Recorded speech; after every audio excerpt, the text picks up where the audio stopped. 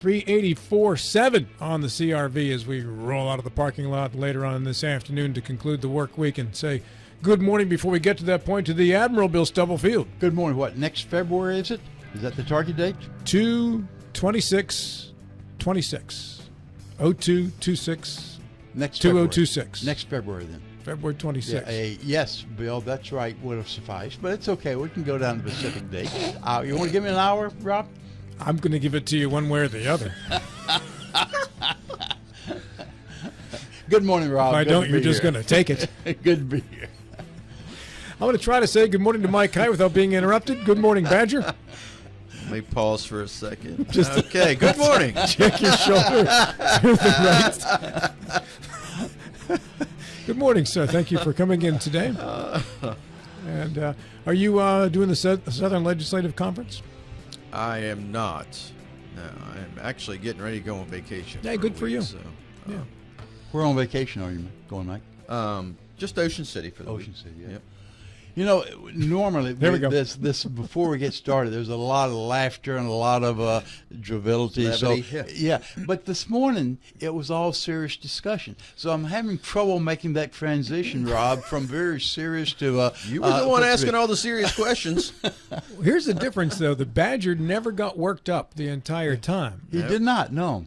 And he's going on vacation, so this may be a chill Badger we have this morning. Probably not. He might be in pre-vacation mode. Our guest in this segment is from the Berkeley County Commission, former delegate John Hardy. Good morning, sir. Good morning, Rob, and I'll try not to offend you while you're announcing me being on the show this morning. You know, Bill kind of came at you a little bit and was trying to assault you. And it was serious in here this morning because I was here. We was having some serious discussions. We were that, yes. Yeah. You know, there's some kind of plot going on Friday. I went to Bill's property to see the Indian burial grounds that he has there, and he said, "Now, Rob, over here, that pile of rocks there, that's 4,000 years old. This pile of rocks, that's 2,000 years old, and this pile of rocks here is 500 years old." And he goes, "You see that pile of rocks there?" I said, "Yeah." He goes, "That's yours." You ain't getting off this island, boy. I said, "This just got serious." So, Lord. Yeah. No comment there, Bill. No, I was thinking that was a pretty good line. I wish I'd thought about that. Well, that's why some people are hosts and some people are co-hosts. Exactly right. Well, it's a little different. Some people are expendable and some people are essential.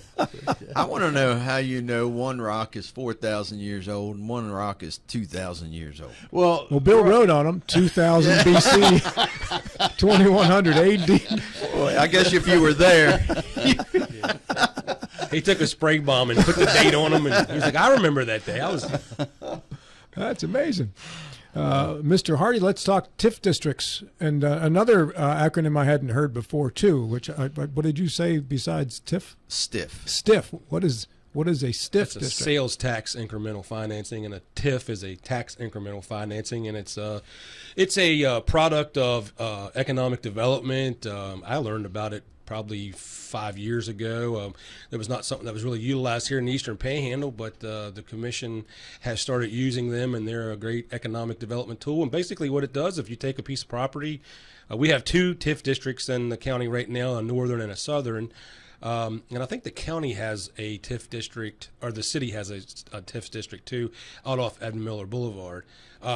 But basically what it does is the county makes the decision that the tax, if you have a piece of property that's worth, $10,000 and there's a development that goes in there, all of the incremental tax gains from that property, if it goes from, 10,000 to 100,000, the county gives up those gains and uses that back towards the infrastructure. So it's a way to use tax dollars that you really never had that you're gaining because of the development of the area, whether it be from new restaurants or a business or hotels, whatever, and you can take that money and put it back in to your infrastructure. And they typically have a 30-year, 40-year lifespan on them, and sometimes they're extended from there. So the county can implement them. They have to be approved through the legislature, through the State Economic Development Board. And we have one that's in the northern part of the county, which encompasses, we just added CMC into that. Our new safety building will be incorporated into that TIF district, and we'll be able to use the money that from there to use traffic signals. We're really eager to put a traffic signal in there where the new CMC is going to come out on Route 11. Water, sewer, all the different things that you need infrastructure to make those projects happen. Is that a TIF or a STIF? That's a TIF. A TIF. STIF is a sales tax, and those you really need the state's approval on, because a TIF does not affect the state in any way. Well, they do take 1% of local ad valorem taxes unless it's a data center. But that's another. That was an interesting little Barbie through. Yeah, but no. But the STIF really does affect the state because that's on sales tax, and the state has to give up that revenue. If you do a TIF, I remember a big TIF discussion near where I live in Frederick County, Maryland, and there were complaints that it was going to deprive the schools of tax dollars. Does that work out similarly in this situation here? Yeah, the school board has to. They have to agree to the TIFs. They have to be in, because that is revenue that's going to be, there's revenue neutral.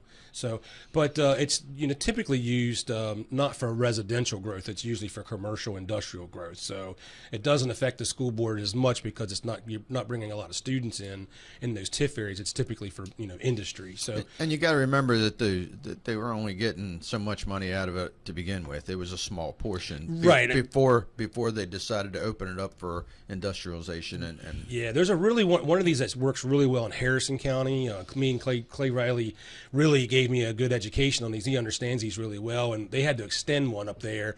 It was a 30-year TIF, and they wanted to extend it to a 40-year, and there was a little bit of back and forth because of that. But they had to deal with the economy shrinking in 2010, and then with the COVID, the pandemic. So, but they're typically 30 years, and then they can be adjusted. But and it's all that money is just reinvested right back into that area, and it's a good way to put new infrastructure in and also maintain infrastructure. You mentioned in conjunction with the school board, does the school board have, are they involved in the negotiation, or are they involved strictly as a courtesy? I'm thinking about the pilot programs.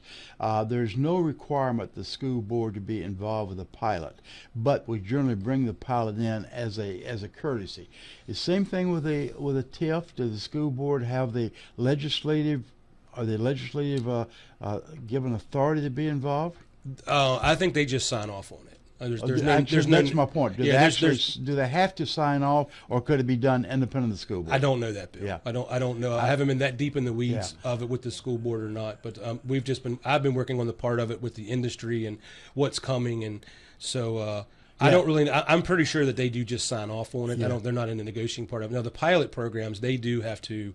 They are brought in on the pilot programs, but they are as a courtesy. They didn't used to. I don't know how they're doing it now, but they didn't used to have to be. Mm-hmm. It was done strictly as a courtesy. There's no requirement that they get involved in either negotiation or signing off. Yeah, we have a project that has approached us 4 or 5 times asking for a pilot, and the commission is really not interested in giving them a pilot. And I've had discussions with President Gokenauer that either the school board would have to be involved with that. But I don't think that this project we're not willing to give them a pilot. So we worked on that yesterday. We also passed a resolution that would give us we took our pilot from $20 million to $40 million because we just didn't want to cap out. It's a pretty long process to be able to pass that on the county level. Then it has to go to the state level, and it has to be passed through the state level. So we wanted to make sure with adding CMC into that project with all the things we want to do with them. There's a big water line extension that's happening coming out of the new water plant, 43-inch forced water main. That's a lot of water. Yeah, that's a lot of water. Yeah. So we just wanted to make sure that we didn't want to cap out and then have to go through the whole process again. So we was able to work on that yesterday. A question for Mike Height. What's the difference, Mike, between a STIF and giving the counties the authority for sales tax if they did it the same way? Well, the STIF is going to be just for that district that it's assigned to, and the development of that district. That money would go back into the infrastructure, like John said, for that particular area. A sales tax would open it up to countywide, and the county could use it however they wanted, and it wouldn't be paid by the industry in that area. Sales tax is obviously going to be paid by everybody, even people that are just coming through the area. So it spreads that tax base out a whole lot more. Yeah, and the TIF and the STIFs can only be used for infrastructure. Right. They're going to be, those are infrastructure dollars only. So yesterday we also had a big announcement when we approved our contractor for the new park in Inwood. That's going to be Lance Construction, and that's a $5.7 million project that is going to be, we've been working on it for, I think that goes back to past administration. I think Dan Delier and Doug Copenhaver were involved in that project, and they were kind of one that got that off the ground. Where's Lance out of? I think they're out of Winchester. Yeah, they're Winchester? out of Winchester. I think. Okay. Yeah, they did the expansion on the health department building, and they were very happy with them there. How many contracts were there? I think there was seven. I think there Seven, was okay. 7 bidders that came in, and Local guys as well? yeah, but people Yeah. from all over. Okay. People from all over. I mean, you get those bids. When that stuff goes It's a out, big bid, it's yeah. a big bid, and Yeah. $6 million, and that's a big project. I mean, that's going to be a beautiful park. You're talking about pickleball courts, Sure. a fishing pond, and a lot of amenities. So, Great piece of property. Funded by who, John? How's it going to be funded? that is a lot of people involved with that. So that was a lot of money that came together. That was local money. There was bonds sold. There was money that came from Governor Justice. Governor Morsi let that money stay with that project. Senator Capito was involved. There's a lot, Senator Manchin. A lot of people involved in there. There's a lot of pieces come together to make that happen. So that's when that project is all said and done. It's at $5.7 million right now. We have a few grants that we're applying for that will help for some other parts of the park. There's going to be like a mountain bike trail and a few other things in there, and we're applying for grants for those. We did that yesterday in the county commission meeting. So, when those public projects like that happen, there's usually a lot of pieces that have to come together to make that work, and it takes time. It takes years. So we're excited to get that project off the ground, and I think that park in South Berkeley will get a lot of use. I think there'll be plenty of people to use that. Do local companies get any preference when it comes to these bids, John? No, it's an open bid. I mean, that stuff gets announced and it goes out in the into the papers and out on the web for open bid. And really, we bid, and I was amazed at how much we bid everything at the county commission level. I mean, if we're buying a new truck, we bought some new equipment for the sheriff's department, like safety equipment. We even bought like some toolkits for the sheriffs to have in the back of their cars. All that stuff goes out for public bid, and we open those bids publicly. We read the name of the company, we read the amount of it, and then we will typically take a week to make sure that the bid qualifies and it meets all of the parameters that we want, and then it will be awarded. So, but does it have to go, if it meets all the parameters, does it have to go to the lowest bid? I think it's best bid practices, or whichever bid covers the best. It's typically the low bid. But if it's something for the sheriff will review it and make sure that it meets their parameters. If it's something for the county, we will review it, make sure it meets our parameters. Because sometimes you get bids back in and it's not what you were asking for. That just happened yesterday. We were looking for a certain type of vehicle, and we got bids for vehicles that didn't match that description. So. Do you have any concerns about the traffic flow for the new park up there? That I think the entrance is a little offset from the traffic light. Are you going to try to move that up to the traffic light? I don't think so. I don't think there's there any movement in concerns? that. I'm concerned about traffic flow everywhere in Berkeley County. Sure. It's, Yeah. I mean, why I asked. it's really the main. It's really one of the main complaints that we get. I feel like the county, I think we're doing a good job with our sewer. We've got capacity in our sewer. As the regulations tighten, those capacities will get smaller. We have about $180 million worth of water projects going on, so our water capacity, we're blessed that we can draw from the Potomac River, so we basically have an endless supply of water as long as we can treat it and move it around. We just went 24-hour fire, so our fire departments, all of our volunteer fire departments are manned 24 hours a day, 7 days a week. For our fire, we have a 24-hour 7 for our ambulances, so we have that. I do have concerns about our sheriff's department. No fault of our current sheriff or any of the sheriffs. We're just a little low on manpower, and that's just, it's hard. Being a police officer is a very dangerous and a very tough job, and a lot of you're not respected as you used to be, and so it's hard to hire police officers. And we've done everything we can do to help the sheriff to try to fill those spots. And we have a grant that we just there's cop grants that come out, and we just did one of those grants and to try to bring on some more. And the sheriff's working very hard to fill the slots. The commission's working very hard to work with the sheriff to try to make sure that we're trying to fill those slots. And so we know that we need to try to give them the best opportunities that we can for them to hire deputy sheriffs. What's the number of deputies does Rob have now? I think we're around 68, 60, I'm going to say between 65 and 70. I think we probably need Well, we should have probably about 42 state troopers. At one time, there was 42 state troopers in Berkeley County. Right now, I think there's 12. That's right. So, the Berkeley County taxpayers are burdened to cover our police because we don't have the state troopers that we should have. And I don't know if that's because of lack of manpower from the state police or state troopers don't want to come here because of the cost of living. And I understand that. But sometimes I don't think it's fair for the Berkeley County taxpayer to have to bear the burden of that many, deputies. We need that many more deputy sheriffs, but it is what it is. And, I think Sheriff Blair could easily have 100 deputies and be able to put them to work. Actually, I think the national average would be about 130, 140 deputies. So yeah. So we're we understand. Half staffed. Wow. Yeah, we understand that that's an issue that we need to work on, and we're trying to be try to be in front of that as much as we can and work with the sheriff and we did some raises over there to get the salaries a little more competitive, but it's we're never going to compete with Fairfax, Loudoun, Montgomery. Sure. You're never going to compete with those counties. John, it's been 7 months now since you were sworn in as county commissioner. You seem very engaged. Are you enjoying it? I am. This job. So I tell people all the time, the 6 years that I spent in the legislature, I wouldn't trade that time for anything. I really loved that job. I enjoyed it. When I left, it was time to leave. Mike can tell you, like the last year in the legislature, I was a very frustrated person, and I had kind of had reached my limit. That's about all I wanted to do in the House. And the job I had was kind of a frustrating job, being the vice chair of finance. And it was time to do something different. I loved the time that I was there, the people that I met, the work that I'd done. But I'm really enjoying being a county commissioner. I try to be as a full-time commissioner as I can be. I'm up there at least 3 days a week. I talk to President Gokenauer at least 2-3 times a week. I talk to Steve Catlett. We all communicate. So I'm really enjoying the job, and I really feel like as a county commissioner, you can really help people faster and different. It's a very different job than being a legislator.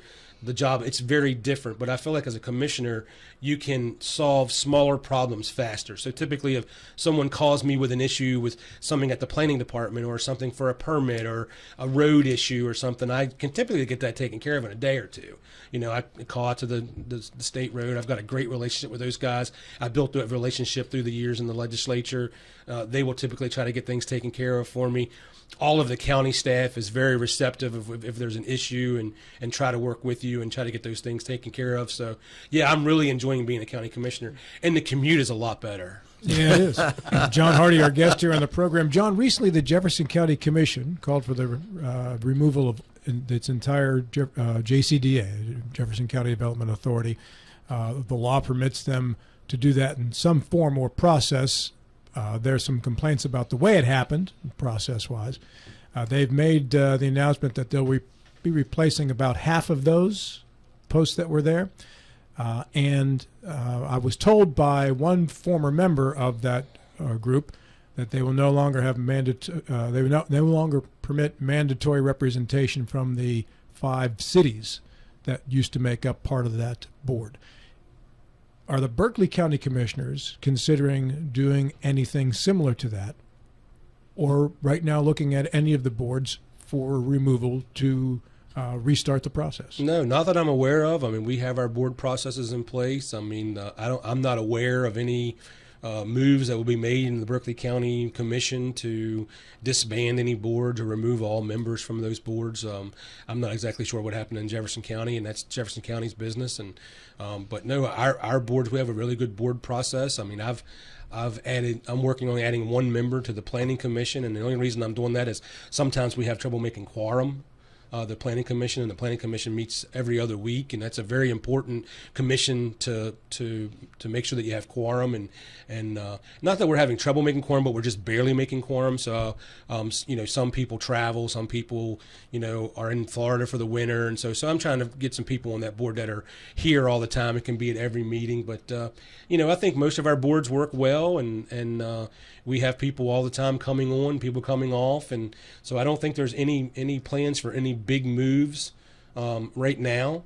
I know that there's the only thing that I do know, I know the Parks and Rec is really interested in trying to pass that levy and that was brought up yesterday in the county commission meeting. But I don't think there's a lot of flavor in the county commission to support that levy.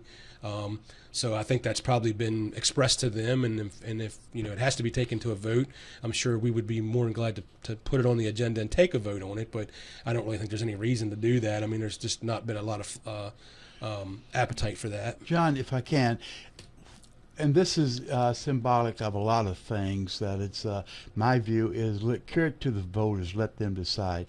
What would be the reluctance? Why would you not want to go to the voters to look at to make the decision on the levy? Yeah, my biggest pause on that would be the size of that budget that would end up being. You're looking at maybe it could be as possible as a $12 million budget with hardly any oversight from the county commission. So, but shouldn't the voters be allowed to make that decision, John? Well, like you could call that hypocrisy if you want to, but I'm not going to give an agency, $12 million that no elected officials has oversight on. So I mean, that's one of the problems that I have with it. That's a 9-member board. There's three from the school board, there's 3 from the county, and 3 from the city. I believe the city and the county are pretty engaged.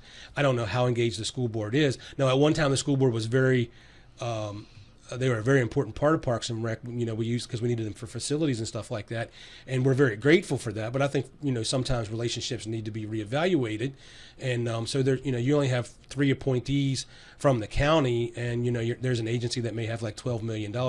I think that's a large budget, and it's a lot of money, and I don't really. I think that there's a better way to do that. I think what I want to propose is, I worked really hard on that transfer tax bill and brought that money back to the county, and that's bringing back anywhere between $4.5 to $6 million a year. And I think once we get our impact fees up and running and we kind of see how that's going to help us, that maybe we could commit like the first $1 million of the transfer tax to Parks and Rec to use for operations. Now, I haven't had this discussion with all the other commissioners yet, and everyone has their own thought processes, but I think if we're starting to receive some returns from the impact fees, and we've identified $1.6 million that we can give to Parks and Rec through the impact fees for capital improvement, for capital, but they need money for operations. So maybe if we could say, well, let's the first $1 million that we get back from the transfer tax, because me and Steve Catlett worked really hard on that piece of legislation, it's been almost 6 years ago, you know, and that's really what we were trying to do with that. So we could say, hey, let's take the first $1 million of the transfer tax and we'll use that for Parks and Recs for operations, not for capital. They can use the money from the impact fees for the capital, because that's where they're struggling at. They're struggling right now with operations. Mm-hmm. And you're about to add a new park. We're about to add a new park. So yeah, and like, listen, we don't want to hamstring Joe and his staff. Our parks, I have nothing negative to say about our Parks and Recs department. Joe does a great job. He came in there and got a lot of stuff done that was kind of waning, things that needed to be done. Our parks are beautiful. They're very well attended. They're very well maintained, and they need help. I'm the first one to admit they need help in operations over there, and we're going to work hard to try to help them out. Why don't you do with Parks and Rec the same way that you do with the other boards, have an elected official from the county commission on the board? Well, there's an elected official that oversees it, but they are an ex officio member. They are not a voting member of that board. Mr. Hardy, thank you kindly for your attendance this morning. Thank you, Rob. I appreciate the opportunity. Get your parking ticket validated at the front desk on the way out. Good seeing you, John. Yes, thank you all very much.